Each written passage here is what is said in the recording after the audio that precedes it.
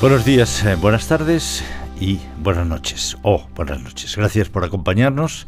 Estamos muy contentos de volver a encontrarnos con ustedes después de unas, para nosotros, merecidísimas vacaciones, y espero que para ustedes también, que nos las hayamos merecido a lo largo del curso pasado.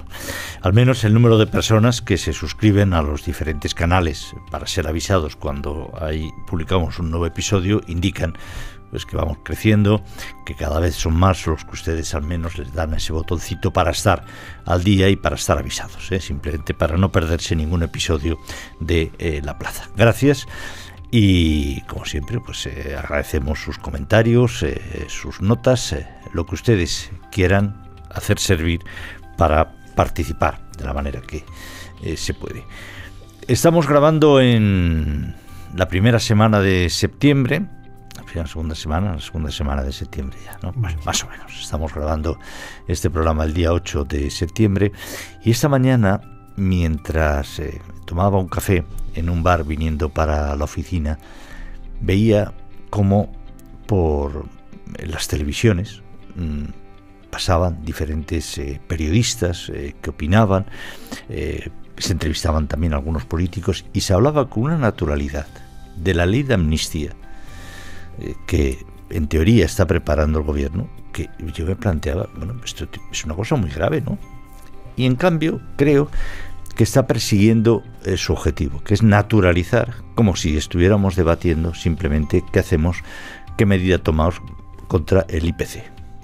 Yo creo que con la misma naturalidad que podemos estar abordando una medida cualquiera de un gobierno, el gobierno ha conseguido, o la coalición que aspira a reeditar el gobierno, está consiguiendo que temas tan gravísimos como es promover una ley de amnistía, o casi, o como se llame, con lo cual se borrarían unos hechos que el Tribunal Supremo Español calificó de graves y de sedición, pasen absolutamente desapercibidos y se ventilen en un plis-plas en alguna votación más o menos parlamentaria. Creo que lo está consiguiendo. Porque mientras había ese debate sobre temas que a mí me parecen muy importantes, pues la gente continuaba tomando sus churros, sus tostadas, sus cosas con absoluta normalidad. Incluso diría que sin ponerle demasiada atención a lo que las televisiones estaban vomitando y que a mí, perdónenme, llámenme naif si quieren, me parece un tema como muy grave, un tema como para no ventilárselo así, o para que con su solo anuncio en las televisiones todos los lugareños que compartían conmigo café en ese bar se girasen a ver qué estaba diciendo la televisión, y no pasaba nada, ni siquiera le prestaban atención. La ley de amnistía, un hecho grave desde mi punto de vista, un punto de vista político, jurídico, es un tema más de debate, como podía ser luego después las personas que han asistido al sepelio de María Jiménez. Prácticamente han conseguido que acabe teniendo la misma altura de debate las personas que lo están promoviendo, evidentemente. Bien, sirva esta reflexión simplemente de entrada y quería también compartir con todos ustedes. Lo importante es, un poquito también lo que yo diga y lo que yo piense, por supuesto, pero lo que piensen y lo que opinen mis invitados de hoy, que son casi los invitados de un montón de días, por supuesto, que lo hacen muy bien y porque además son dos directivos de primer nivel de este grupo editorial, que son Bernat García. Hola. ¿Qué tal, Bernat? Y que son Alejandro Ramírez. Hola, Juan. Con ellos vamos a darle la vuelta un poco, vamos a debatir lo que ha sido noticia esta semana, un poco más atrás, empezando evidentemente por lo que está siendo o lo que está suponiendo, más que el debate, el proceso de investidura, que es lo que domina la política nacional. Pero también hablaremos, por supuesto, de Telefónica, el otro gran albadonazo que se ha producido en la información, en la actualidad española en las últimas horas. Si les parece a todos ustedes, que espero que sí, ¿empezamos? Pues venga, empezamos.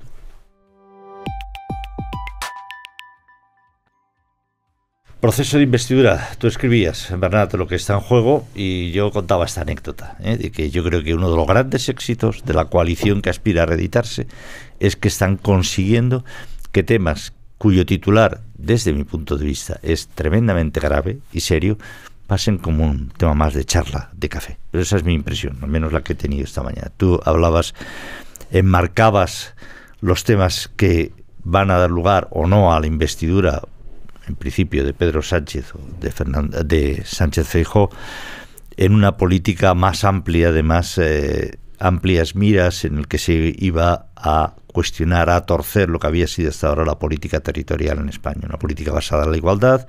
Eso iba a desaparecer. Bueno, cuéntalo tú, que de hecho fuiste el que lo escribiste, ¿no? Yo. Bueno, no, es la tesis que se baraja, digamos, entre los círculos más cercanos a Junts y también a los partidos nacionalistas e independentistas vascos y catalanes, es esa, ¿no? Es que no empezamos ahora una negociación desde cero para una próxima legislatura y se hace la nueva carta a los Reyes Magos y a ver hacia dónde llegamos, sino que evidentemente desde el 2017, 2018 y básicamente desde la moción de censura que Pedro Sánchez logra imponer, aupado por todos estos partidos, es donde se inicia una nueva fase de la gobernabilidad española basada en todos estos partidos que ya desde entonces dicen: esta es nuestra oportunidad para cambiar un modelo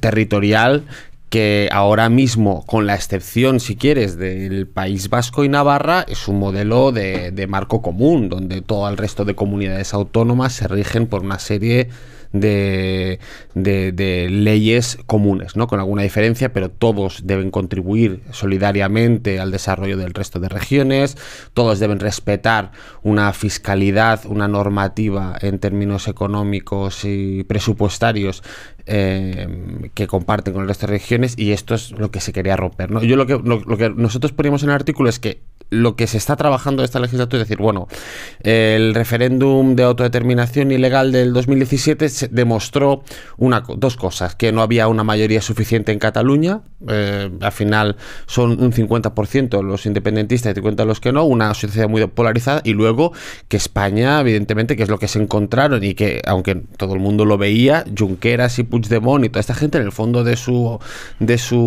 alma, les sobresaltaba la idea: ¿pero por qué? ¿Qué les importa a los castellanos? ¿Qué les importa a los extremeños que nos independicemos nosotros, ¿no? Y fue un baño de realidad, que se dieron cuenta de que, claro, que había un sentimiento de nación, había un sentimiento de ciudadanía común, que era España, ¿no? Y que unos tíos, intentando romperla unilateralmente y legalmente, pues tenía la consecuencia de que el Estado respondía en tromba y respondía con todas las de la ley, ¿no? Entonces, esto que parece obvio, ¿no? Para el que ha observado, pues que evidentemente en las democracias occidentales modernas pues hay un sentimiento de responsabilidad y de pertenencia a un Estado como es España, pues ellos no lo entendían, ¿no? Entonces, ahora, ¿qué es lo que se van a hacer? Muy bien, pues vamos a trabajar dentro del marco de España, dentro del marco constitucional, si se quiere, para que dentro de 15-20 años al extremeño y al castellano le dé igual que nos independicemos. Le dé igual que haya un referéndum porque ya no habrá esa sensación de pertenencia. ¿Cómo se consigue esto? Pues desligando Cataluña y País Vasco cada vez más de las sinergias comunes. Eso significa, pues naturalmente, como están apuntando, pues oye, que el castellano vaya siendo arrinconado del ámbito de las administraciones, del ámbito de la empresa, en Cataluña, del ámbito de la calle. Aparte de imponer, evidentemente, a través de la lengua una doctrina nacionalista, lo que consigues es desalentar a todos aquellos españoles o gente de habla española a trabajar y vivir en Cataluña.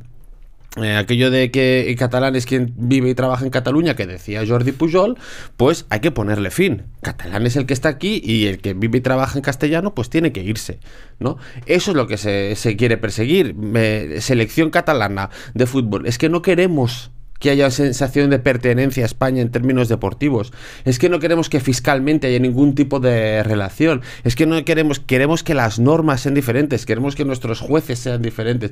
Y todo ello, pues para que dentro de un periodo en el medio plazo, evidentemente, ya nadie tenga esa sensación de decir, bueno, pues si Cataluña se va, pues no pasa nada, ya se ha ido en la práctica, ¿no? O sea, al final, ese es el objetivo. Y esto, cuando el gran momento para para mí... O sea, pasas de proclamar, te he entendido, creo que evidentemente sí, o sea, pasas de perseguir como objetivo una declaración unilateral de la independencia que ni ellos mismos se atrevieron a llevar a cabo, a un gradualismo en el que el Estado España vaya desapareciendo y en el que dentro de 15 o 20 años ya en la práctica Cataluña, País Vasco sea independiente. Absolutamente. El referéndum de independencia, sea unilateral o sea pactado, es decir, al final le llamamos nosotros unilateral, no deja de ser un tira de floja que acabó fatal, ¿no? Acabó fatal para los políticos hasta ahora, ¿no? Ahora le están poniendo remedio, ¿no? Con indultos, amnistías, pero fue un resultado malo. ¿Por qué? Por lo que decíamos, en parte porque España no concebía la separación territorial de Cataluña y el País Vasco, ¿no? Pues eso es lo que se quiere trabajar. Se quiere trabajar que ya sea dentro de 10, 15 años, porque la independencia sigue siendo el objetivo natural de los políticos independentistas catalanes, que confían en una Cataluña en el marco de la Unión Europea, etcétera, etcétera. No tanto del País Vasco, que creo que la situación es diferente, al menos empresarial y económicamente, hoy por hoy, pero el objetivo es ese. El objetivo es, oye, yo quiero poder realizar un referéndum, sea acordado con el Estado a través de tal, o sea forzando unilateralmente hasta que me digan, bueno, de acuerdo, pero según mis términos y según mis palabras, ¿no? Y quiero que eso al resto de España le dé igual. Como si se independizara, si hubiera un movimiento de independencia en Melilla, pues evidentemente, hombre, habría gente que tal, pero si hubiera realmente una gente melillense que dijera, yo es que queremos ser un independiente, pues al conjunto ¿no? Alejandro, tú podrás contarlo mejor, pero habría un sentimiento, ¿no? Pues al que vive en Cantabria o en Santander dirían, bueno, oye, pues si hay unos melillenses que yo no he visitado en mi vida, que no sé ni de qué va, que se quieren independizar, pues bueno, facilitémosle. El objetivo es eso, como pasó en Reino Unido, en Escocia, donde pues a través de cultural, socialmente, pues había la sensación de, bueno, si se va no pasa nada. Es lo que se quiere construir. Pero ya, y siguiendo un poco en lo que tú abrías el debate, ¿no? Es que el problema, o sea, es que Sánchez está empequeñeciendo lo de Cataluña. Es que lo de Cataluña casi es un mal menor, porque no ha pasado en ninguna otra democracia occidental, ni está pasando que los partidos o un grupo de líderes independentistas, ya no hablar ya de prófugos, etcétera, etcétera, cuyo objetivo es, evidentemente no es el beneficio común del Estado, que estén marcando tan fuertemente el rumbo constitucional e institucional de un país. Y más grave es todavía que el único objetivo de eso es que Pedro Sánchez se mantenga unos años más en el poder, porque es que no hay nada más. Es que no hay ningún objetivo más que ese para Pedro Sánchez para pactar la amnistía. Si Pedro Sánchez debe sacar mayoría absoluta, no estaría pactando la amnistía, no estaría forzando una ley de amnistía. Eso es lo grave. Y lo grave es que la amnistía, que significa reconocer la culpabilidad del Estado, porque eso es la amnistía, reconoces la culpabilidad del Estado en no haber sabido lidiar o no haber sabido tratar, o reconoces que esa gente a lo que ha sido condenado o han huido de la justicia con unos casos pendientes, les faltaba el reconocimiento de ciertos derechos porque tu Estado era democráticamente imperfecto, y las amnistías funcionan en ese sentido.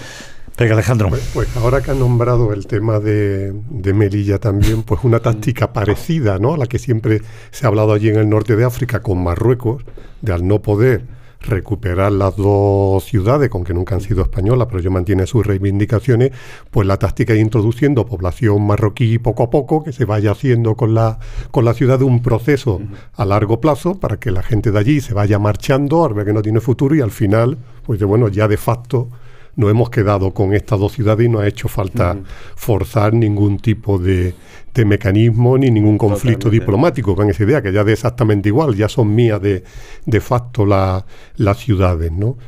Y acabará el proceso, lo está viendo, es decir, porque quien gobernará el gobierno autónomo de estas ciudades, pues acabarán siendo personas tan próximas a la monarquía marroquí que de facto estarán haciendo la política que interesa a la monarquía marroquí, ante la indiferencia del resto de españoles que han dejado de sentirlas como suyas por ese proceso gradualista, como decías. Efectivamente. Y con el comentario de la amnistía y el pasotismo de la gente, bueno, en esta antología del disparate lo más curioso es que los interlocutores, lo que ha creado indignación no es eso, sino que planteara la figura del relator, que verificara. Eso es lo que dice que le va a dar desprestigio a España, sí. y no esta ley, no que la vicepresidenta se reúna con Puigdemont en Bruselas. Eso no da desprestigio, da la figura del relator, porque claro, eso solo se utiliza en conflictos bélicos, en terrorismo, etcétera. Y también lo que es más llamativo también con el tema de la amnistía es ¿qué pensará la gente? Yo me pongo en la piel, por ejemplo, de Pedro Pacheco, el alcalde de Jerez. Él fue condenado y ha pasado 3 años en prisión porque contrató a 2 asesores por la puerta de atrás y lo condenaron por prevaricación y malversación de caudales públicos. Por eso, por contratar a 2 asesores. Ahora dirá, bueno, yo he estado 3 años en la cárcel y yo no tengo derecho a la amnistía, que se borre otro, porque ellos han hecho lo mismo. Han malversado.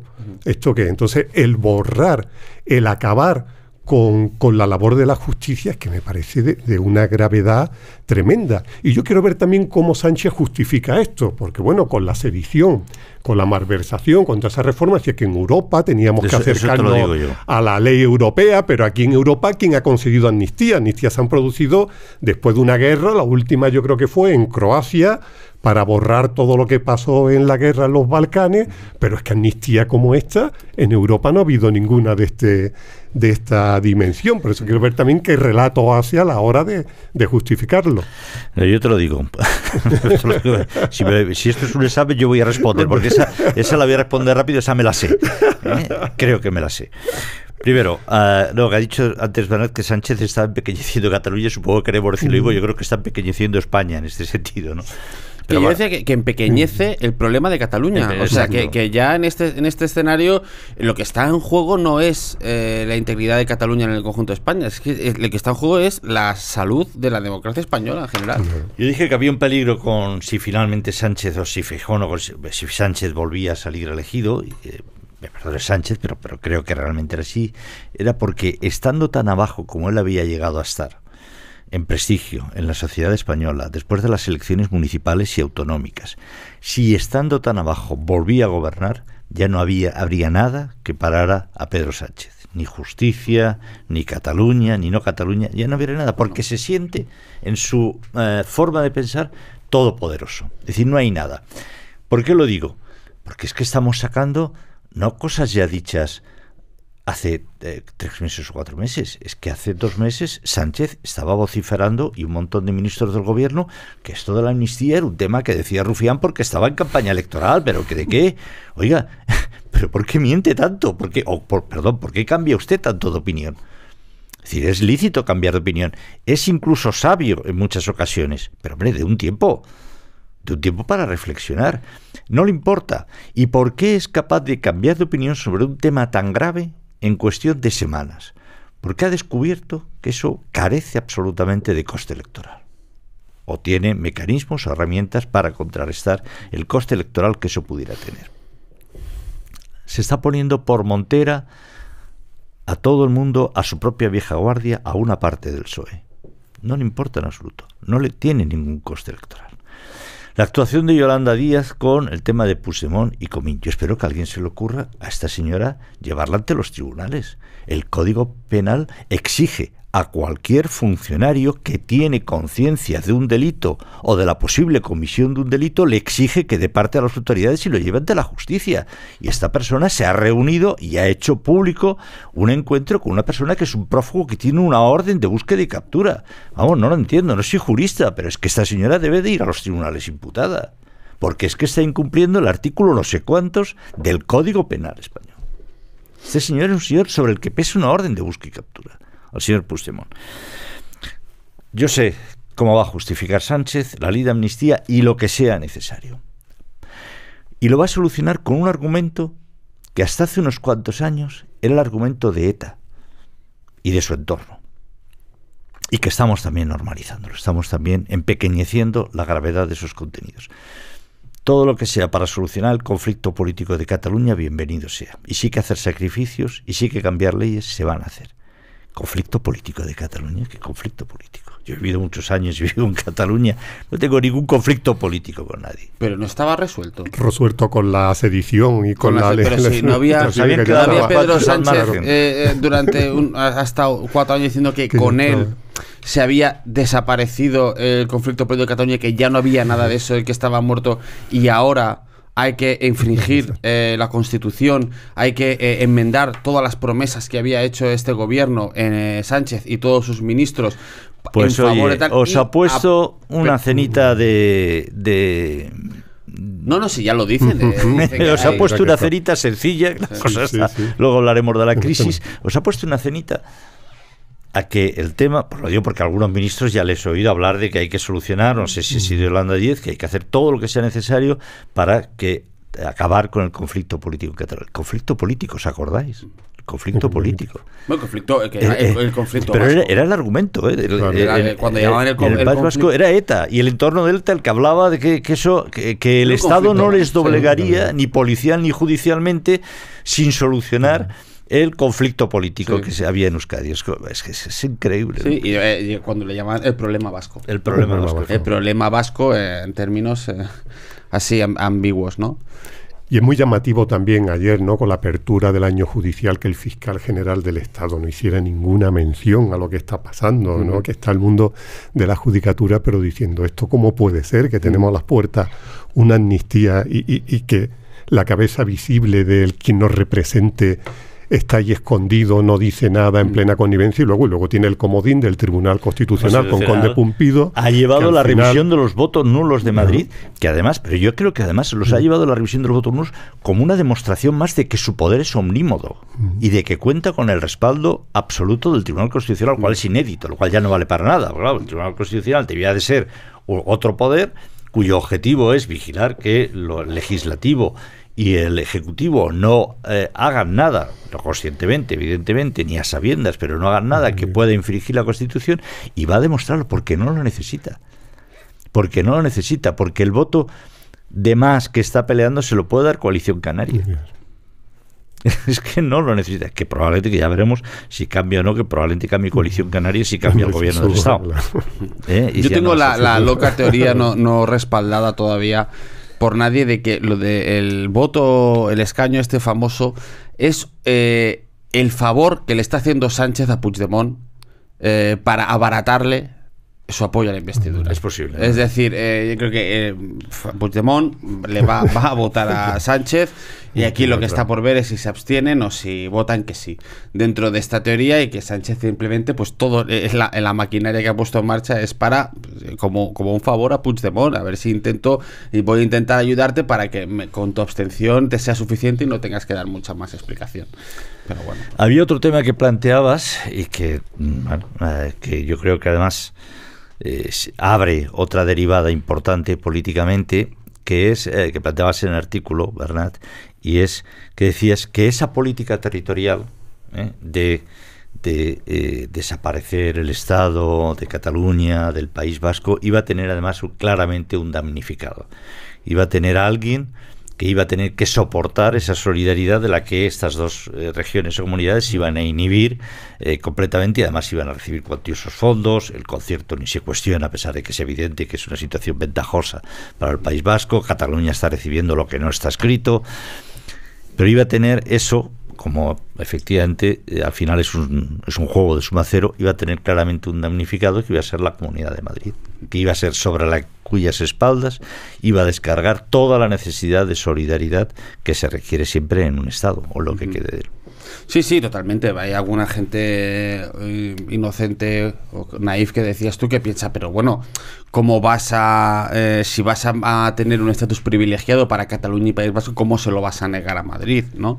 Pues obviamente que lo van a hacer, porque no tienen ningún tipo de reparo en hacer esa división, y además seguramente hipócritamente sustentado en la Constitución, ¿no? Hablando de las nacionalidades catalanas, y que Madrid, al no serlo, no tiene ningún motivo para hacerlo. Pero claramente ahora mismo hay 4 regiones que son aportadoras, digamos, de solidaridad al conjunto de... Perdón, son aportadoras, no, 4 regiones cuya riqueza es superior digamos, considerablemente a la media nacional, ¿no?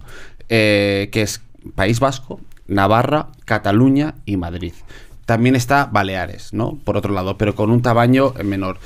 El modelo foral hace que País Vasco y Navarra estén exentas de aportar ni un solo duro a la solidaridad y a contribuir a la cohesión territorial y al desarrollo. Tal. Así que Baleares aporta en poca medida porque es una comunidad pequeña. Queda Cataluña y País Vasco. No, Cataluña y Madrid. Discúlpame. Si Cataluña se queda fuera de la ecuación, porque en todo lo de tal hay que recordar que lo que están pidiendo unos y otros, para empezar, la amnistía; de segundo, los 20.000 millones que dicen ellos de déficit fiscal, que eso quieren un modelo también como el eso se borra como la amnistía, eso lo vamos a borrar el primer día, 20.000 millones. O sea, bueno, ahora hay que recordar que hay que negociar un nuevo modelo de financiación esta legislatura, que evidentemente no se va a dejar pasar la ocasión, que pueda haber un modelo bilateral al estilo del cupo entre Cataluña y el Estado, que seguramente al principio no se reducirá de golpe esa aportación de solidaridad fiscal, pero que poco a poco, a lo largo de los años, se ocuparán de que vaya desapareciendo. Y en este sentido, Madrid, que será la comunidad que tenga que aguantar con todo el peso económico, y se matará dos pájaros de un tiro, que es sobrecargar Madrid, culpabilizarla de cualquier conato de insolidaridad que quieran defender, y favorecer que Cataluña y País Vasco tengan rienda suelta para bajar impuestos, para desregularse y convertirse en auténticos competidores fiscales de Madrid, ¿no? Que es el principal. Alejandro. No, y que ahí encima Sánchez mata dos pájaros de un tiro, ¿no? Porque su obsesión, ¿cuál ha sido y de su gobierno en todo este tiempo? Acabar con la política fiscal de Isabel Díaz Ayuso, las acusaciones de un dumping fiscal, de lo que estaba haciendo, y de esta manera, pues sería muy complicado que pudiera mantener esa misma política, ¿no? Totalmente. No, y esto va a ser la tónica de esta legislatura. Veremos hasta dónde llega. Yo también tengo duda de que se pueda cumplir, porque va a ser muy convulsa. Ya la fue la anterior. Bueno, fuera hace frío. Fuera hace frío, es verdad. La alternativa es peor. La alternativa es peor, efectivamente, sí, yo pero creo bueno. Que los 4 partidos, o sea, todo esto que se está cociendo necesita de tiempo. Es decir, sí, yo creo que los partidos nacionalistas no van a dejar terminar la legislatura demasiado pronto y arriesgarse. Que hay que cocer un nuevo modelo territorial, hay que asegurar estos privilegios periféricos que estamos hablando, y esto no puede ser que en un año, o sea, si yo creo que va a depender de varias cosas, que la rapidez o el cronograma, digamos, de ese proceso. Hay que recordar que el año que viene hay elecciones en el País Vasco y hay que ver qué pasa con el PNV y Bildu en la competencia interna que tienen. Creo que, no sé si es a finales del próximo año, si no se adelantan, hay también elecciones en Cataluña. Y vamos a ver también ahí qué pasa, y eso puede ser importante a la hora de definir este proceso. Y luego, en si Feijóo y los populares saben aprovechar el inmenso poder territorial que tienen. Esa es la clave.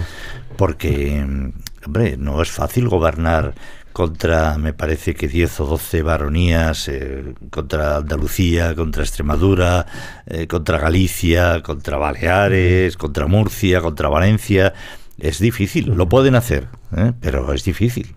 Ayuntamiento, diputaciones, pero también Feijóo tiene que empezar Europa, pero el problema es que Feijóo tiene que existir. Es que el último episodio con Junts, cuando dice no vamos a hablar porque lo que ha pedido Puigdemont es la amnistía. Digo, bueno, que te iba a pedir 2 entradas para el Bernabéu para ver a Real Madrid el domingo. Claro. Es que no, ahora no hablamos porque que te iba a pedir. Yo creo que Feijóo estaba diciendo que quería buscar un encaje territorial para Cataluña. Yo creo que tiene que buscar su encaje primero. Que busque su encaje en este nuevo escenario, que entienda que justifique la investidura como quiera, pero que entienda bien que su papel, sea de 1 año, sea de 2 o de 4 o los que él quiera, es ahora de una oposición férrea al golpe constitucional que se está dando por parte del gobierno. Yo creo que Feijóo tiene que resolver con su equipo, si lo tiene, que creo que sí, quiero pensar que sí, tiene que resolver varias cosas que son claves. O sea, es que, no sé, es como si nosotros quisiéramos hacer un periódico y no supiéramos cómo se maqueta un papel, una portada. Es decir, vamos a ver, Feijóo tiene que aprender a maquetar su portada, es decir, tiene que decidirse ya. ¿Cómo se va a relacionar usted con Vox? Decídalo, piénselo y sea coherente con ello todos los días del año, al menos durante un par o 3 de años. Es decir, ¿cómo se va a relacionar usted con Vox? Teniendo en cuenta que ya es socio en una serie de comunidades autónomas. ¿Cómo se va a relacionar? No puede ser que cada día yo diga Vox no quiero ni verlo y luego pacte un gobierno en Murcia. Pues oiga, es que a mucha gente eso le cuesta trabajo entender. O sea, usted tiene que decir cómo se va a relacionar con Vox. Lo cual no quiere decir ni que se quede abducido por Vox, ni que... Pero ¿cómo? Decídalo usted. Y luego los españoles, ¿nos lo creeremos o no lo creemos? ¿Qué es eso del encaje territorial? Decida usted, porque si va a quedar con Junts y no va a ser para ir al fútbol, pues está diciendo, se va a quedar usted sin un argumento contra lo que está haciendo Pedro Sánchez. O sea, usted tiene que... Yo creo que Feijóo tiene que ir a la investidura. Nunca he entendido por qué Feijóo no tenía que ir a la investidura, como creo que en su tiempo en Cataluña Arrimadas debió de ir a la investidura. Otra cosa es que vayas a la investidura sabiendo que vas a perder, pero vayas a la investidura para desnudar a tu adversario, para reforzar tus argumentos y para marcar cuál va a ser tu línea de acción política mientras dure esa legislatura. Y esto, hoy por hoy, lo va a ganar una coalición de tal y que es igual. Iba a perder. Pero tiene que decirle ya claramente a los españoles cuál es su línea de acción política. Ya no le vale, pues esto no es ya la dirección general de una importante empresa, ya no es saber cómo hago que Ayuso y Juanma Moreno se entiendan y sean amiguitos en el próximo comité ejecutivo, ya no va de eso. Usted ya no responde ante Ayuso y ante Juanma Moreno, usted responde ante los españoles. Y tiene que definir una línea de acción política. El problema de Feijóo es que cada día está cambiando la línea de acción política y es que se está quedando sin caudal, pero apenas ha empezado. Es que como sigue así... Pero vamos a ver las próximas encuestas de liderazgo en qué posición. Hasta ahora, como aún existe una perspectiva, le dan que podría, o la última encuesta que leí creo que le daba que avanzaba 1 o 2 escaños, sobre todo por el miedo que está dando algunas de las cosas que dice Sánchez o que dice el equipo de Sánchez que van a implementar. Cuando eso desaparezca, porque desaparece como desaparece todo lo demás, me temo que Feijóo va a tener un problema. Cuando eso, y la anécdota que narraba en el bar de esta mañana, es que si eso la gente cabe, bueno, acabó el problema de Cataluña,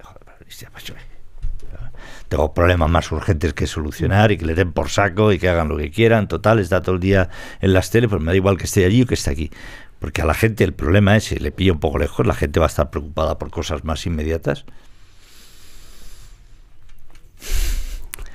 Va a tener un problema, pero interno. En fin, solamente apuntar una cosa y pasamos al siguiente bloque que quería pasar.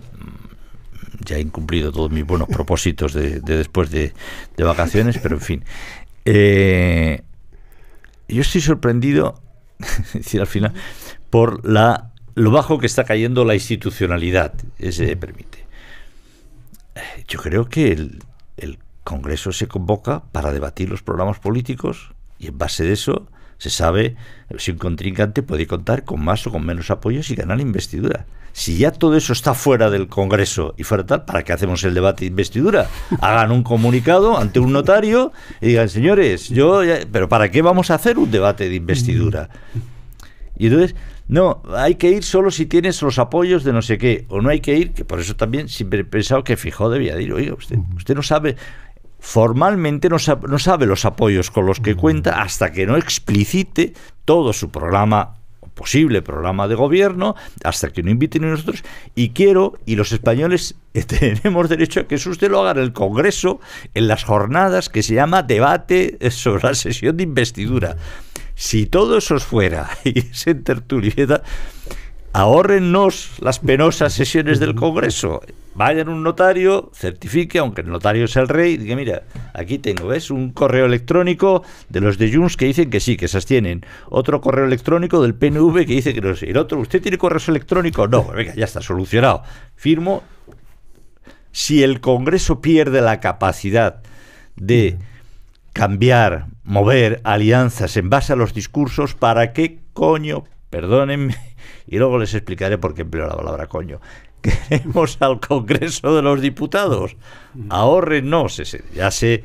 Ya de nuevo me acusarán ustedes de naif, pero de verdad lo pienso así. No, pero es que también fue curioso la crítica que recibió el rey al proponer a Núñez Feijóo para la investidura.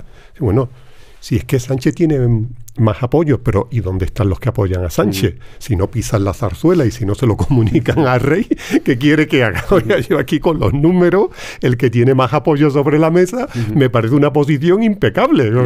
Es que los que pueden dar apoyo a otra persona aquí no vienen a comunicármelo. No me ha traído usted los correos electrónicos, claro. Es tremendo. Y espero que los gane en el Congreso, es decir, pero porque es donde se han de ganar estos. En fin. Vale, vamos allá. Vamos al siguiente bloque, ¿os parece? Hay que hablar de otras cosas que también, evidentemente, componen la actualidad nacional. PEC, Telefónica, gran protagonista de esta semana. Habéis escrito en finanzas.com, en economiadigital.es, también en Valencia han hecho sus aportaciones, largo y tendido. Poco extraño, ¿no? La jugada de la inversión esta árabe en Telefónica, extraño, sorprendente. Luego creo que Bernat hablaba en un, no sé si en un tuit, en un artículo de, ojo, a lo mejor España no va tan bien, ¿no? Pues estamos quedando sin campeones nacionales, pero en cuestión de meses, ¿eh? Bueno, no sé si eso es significativo o no sé cómo está el resto. A mí, en principio, soy absolutamente partidario del libre movimiento de capitales, pero deberíamos también de revisar otra serie de conceptos que son empresas estratégicas y que no son empresas estratégicas, porque resulta que los árabes sí, pero los chinos no. Pero si los chinos están en los árabes, entonces ¿cómo me voy a comer esto? Bueno, en fin. Alejandro, experto. Pues es hay mucha incógnita por resolver, desde la propia ejecución de la operación hasta el desarrollo posterior que va a tener. Ayer, hablando con gente experta del mercado muchos años, le llamaba la atención el que desde Telefónica no se hubiese monitorizado esas compras de acciones que han sido de un 5%, o han diseñado una operación perfecta, secretísima, aunque es verdad que ha habido volumen a la hora de comprar acciones, que siempre una compañía de estas características tiene de esta dimensión los resortes para saber que se están produciendo movimientos anómalos, ¿no? Y entonces el que no lo supiera extraña muchísimo, el que no hubiera una sospecha de lo que iba a pasar. El hecho de que este paquete de viaje pues no dice nada, porque tampoco sabían el día exacto que iban a comunicarlo, pero eso extrañaba. El que dejara al gobierno español a un lado sin avisarle, pues bueno, fíjate, una monarquía como Arabia Saudí que no se fíe de España, que lo vea peligroso, un gobierno de chivato, fíjate en qué nivel nos deja, ¿no? Que le daba miedo que al momento empezaran por ahí a soltar todo. Y en la segunda parte, en el desarrollo, no están claras las intenciones que puede tener. Ahí me comentan que si el gobierno aprueba la compra del 10%, van a pedir en el minuto 1 sitio en el Consejo. Dice, no van a admitir que esté ahí Caixa, que esté BBVA sentado en el Consejo y nosotros no. De hecho, en el viaje de Payete a Arabia Saudí ya le están pidiendo explicaciones del plan estratégico, que eso de vamos a mantenerlo al margen, eso nada. Y temen también que pueda haber algún otro concierto que aumente la presencia accionarial. Por ejemplo, esta compra la ha hecho Saudi Telecom, pero hay un fondo soberano de Arabia Saudí que puede empezar a comprar acciones y llegar hasta el límite del 5%, con lo que ya ese 10 se puede convertir en un 5%, con otros fondos soberanos del Golfo Pérsico, que en una acción concertada, pues sumando... Que ya tienen posiciones además en otras compañías de telecomunicaciones. Efectivamente, como en Vodafone, por ejemplo, que está en el Reino Unido. Entonces hay una cierta incertidumbre de ver hacia dónde va a ir esta operación, porque temen que no va a ser eso de confiamos en el equipo directivo, en lo que ha hecho, y nosotros no tenemos ningún interés en interferir en la gestión, sino que existe ese temor de que esto pueda ir mucho más allá de lo que parece en un principio.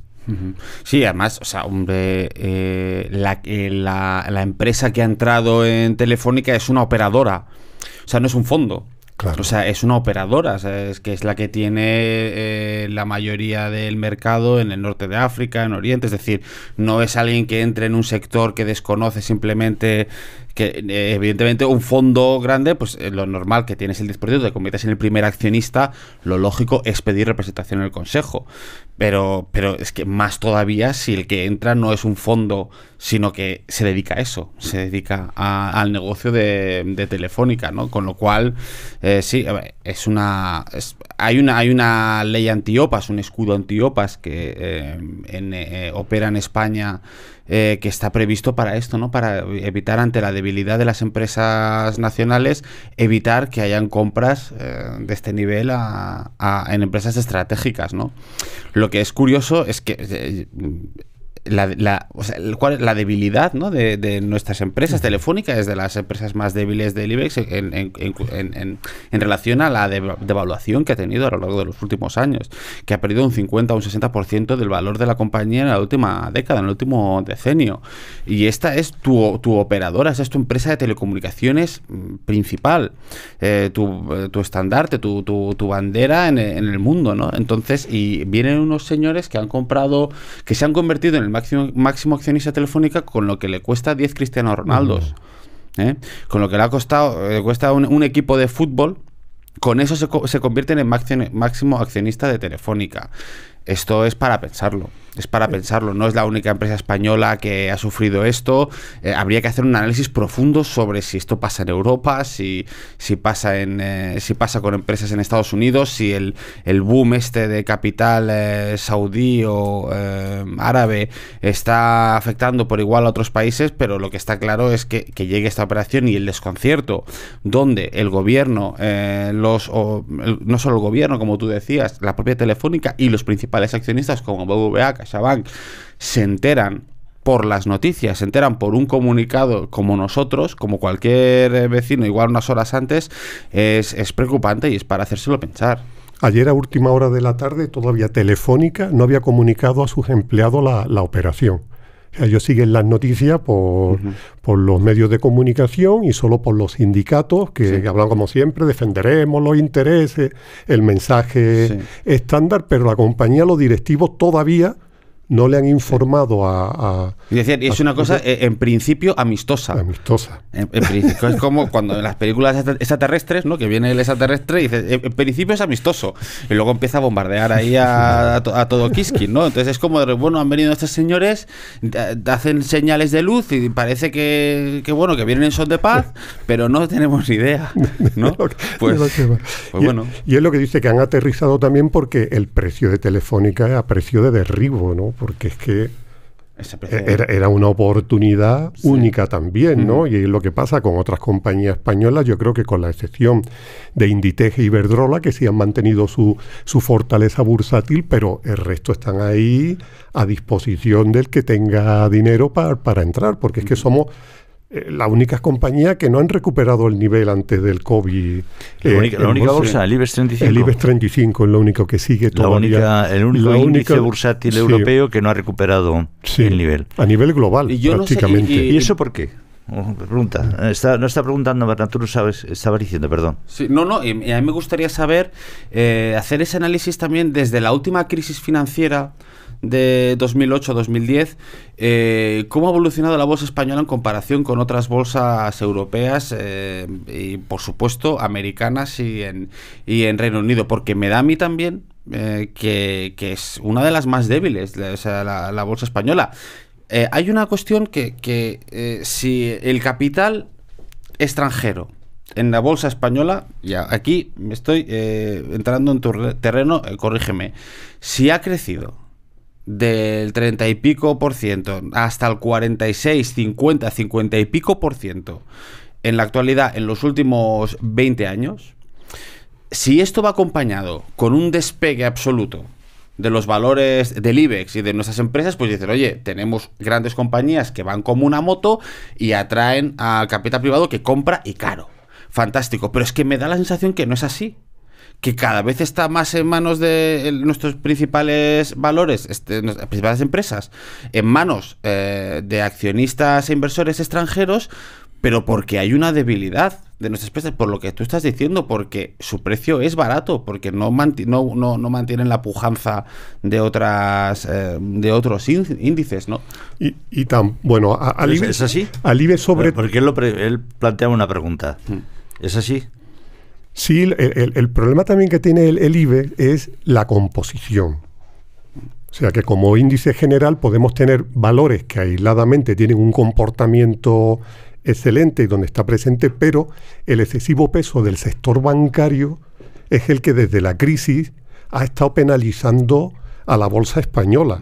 ahora está empezando a despegar, estamos en 9.300 puntos, antes de la pandemia era los 10.000 puntos, pero esa composición sectorial, sin compañías innovadoras, sin compañías, pues le ha pasado factura. Y también el hecho de Telefónica de ser uno de los valores de mayor peso dentro del mercado. Eso ahí es donde ha estado la debilidad endémica todos estos años de nuestro índice, ¿no? Pero si esa cotización va cayendo, y el problema es que el sector financiero tiene sus propios fantasmas y sus propios demonios y sus propios retos globales, o sea, como sector, todos los bancos, los de aquí, los de allá, pero es eso, es que nos podemos encontrar mañana con que alguien te compra un 5% del Santander, un 10% del BBVA, el Sabadell. Hombre, lo que tienen claro es que son compañías que valen mucho más de lo que están cotizando. ¿Por qué? Porque están castigados pues por factores que no se dan en otras bolsas. Aquí, por ejemplo, ¿qué ha penalizado a la bolsa? El impuesto de Sánchez a los bancos, el impuesto a las energéticas, el desprecio constante a la clase empresarial, a las compañías, el crear un ruido alrededor de ellas que tampoco beneficia en absoluto la confianza que da a los inversores. Hemos visto en compañías también donde está el gobierno que han cambiado ahí de golpe y porrazo el consejo de administración, echando a directivos, poniendo a uno, quitando a otro sin pasar un mínimo filtro. Y en ese sentido es lógico que se resientan las cotizaciones de estos valores. Por eso se ha visto, pero al final saben que son compañías que en el momento que eso desaparezca, el ejemplo de Indra, que saben que es una compañía buena, puntera en su sector, con contratos, que no sé qué. ¿Y por qué cae la cotización de Indra? Por cada vez que el gobierno mete la zarpa ahí dentro y hace un movimiento.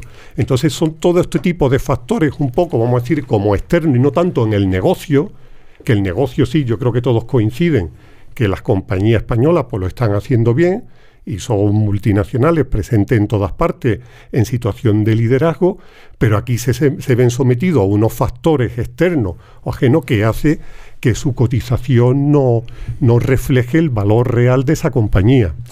Es que estamos en 2007-2008, el IBEX estaba en los 11.000 y pico puntos. En los 11.000 y pico puntos, subiendo desde los 9.000, 2006 hasta tal, pero estaba mirando, es decir, hay una sensación, la sensación plana de atonía en nuestra economía, ¿no? Que será precisamente por lo que dices.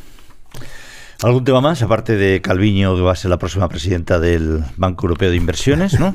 Bueno, hoy por hoy tienen los apoyos cerrados de los grandes países que son los principales accionistas, que es Alemania, Francia e Italia, son los que la apoyan, ¿no? Y claramente se han posicionado a favor de Calviño frente a Vestager, que es la otra contendiente, ¿no? Entonces nosotros la información que damos hoy es que sí, que el gobierno tiene un acuerdo con estos tres países y será presidenta, será en el ECOFIN. En teoría iba a ser el nombramiento en este ECOFIN de la semana que viene.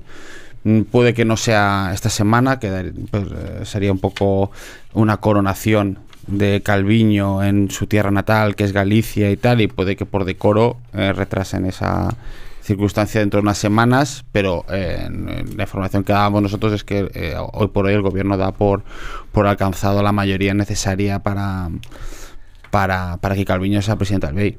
Muy bien, gracias. Retomamos la canción, retomamos siempre despedir esta tertulia densa, esta tertulia profunda sobre grandes temas con una canción que, bueno, que nos aligere o no, pero que introduzca un punto que sea un poco disruptiva respecto del formato que utilizamos.